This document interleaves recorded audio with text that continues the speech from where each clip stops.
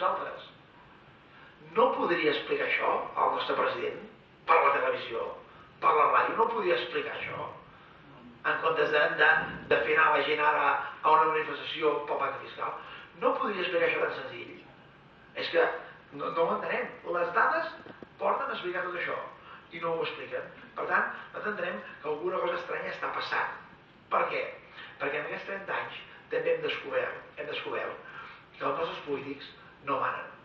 Manen els lobbies econòmics espanyols que els tenen agafats pels dallonsis. Sí, i tots aquests lobbies econòmics en aquests 30 anys han aconseguit pervertir les nostres institucions, les nostres institucions més nostrades, la Cambra de Comerç de Barcelona, la Cerca d'Economia, Foment Nacional del Treball. Foment Nacional del Treball és la primera organització d'empresaris del món. Del món. Els catalans, mireu com elles creu que eren els cracs del Mediterrani, dominàvem el comerç. Bé, al segle XV, al segle XIV i XV ho dominàvem tot. Doncs vam crear la primera patronal. La primera patronal del món és Foment del Treball. I ara està en mans d'unes persones que ara en queden 250 socis. Nosaltres, al Cercle de Negocis, quan vam començar, érem 2. Vam ser 20. Vam anar a Pimec, que eren 2.000, i vam dir, som nosaltres, va, molt bé, aneu, continueu. Nosaltres ara som 700. I Pimec, de 2.000, amb la crisi, amb les empreses que tanquen, ja estan a 1.300. Foment són 250, juguen al parxís, juguen a cartes, no fan res, són 4 iaios. Per tant, nosaltres creiem que el petit i mitjà empresari, si és conscient del que està passant, tenim molta força, perquè som el 95% de les empreses catalanes. Nosaltres podem fer-ho. Podem fer-ho, l'únic que hem de fer és plantar cara i dir prou, ja n'hi ha prou. O ens fem del Cercle de Negocis, o ens fem de qui sigui, però nosaltres entenem que el procés de la independència de Catalunya no l'assolirem, no l'aconseguirem, si no tenim un lobby econòmic que el recolzi. Cap líder polític, cap partit guanya cap elecció si no hi ha un lobby al darrere.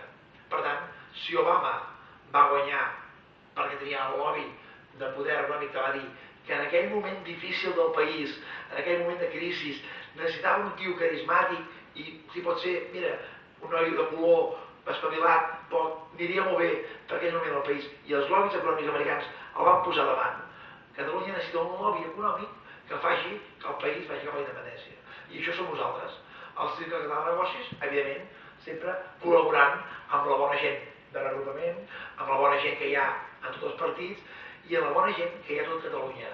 Perquè penseu que pobles de Lleida, Artesa de Segre, hem anat fent conferències amb 200 persones a Valls, l'altre dia 235 persones a Valls. Penseu que el poble català, quan ens escolta, veu realment que és el moment de fer alguna cosa. I si ho fem, aquí, en un estudi, ho diu, tindrem el suport internacional que calgui. Perquè Catalunya no és un territori a perdre per la Unió Europea, és un territori que cal guanyar.